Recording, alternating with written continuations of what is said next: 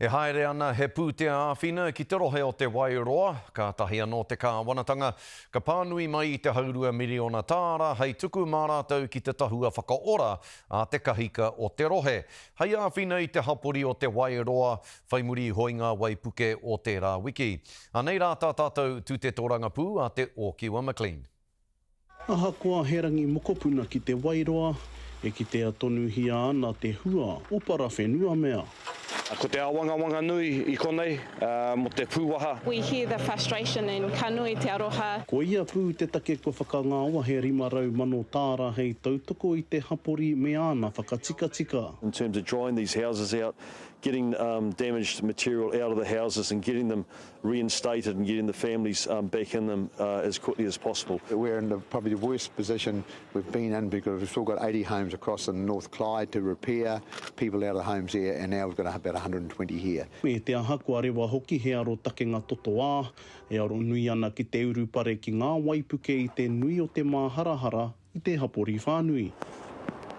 These families are going through a huge amount and it's impressive the work that they're doing for each other, but we need to do our bit to make sure we know what caused this. Tui ki tēnā kāro hoki ki ngā whakahaerenga te kaunihera ārohe I te awa o te Wairoa, me ngā pānga whiu ki ngā hanganga o te rohe. The main thing here is we take all those learnings and if there's anything that we need to own, we will own it. We ata whakarongo ki ngā hapu o te Wairoa nei, ko mohi o ke rātou ki ngā āhuatanga o te awa. Arotake atu, arotake mai.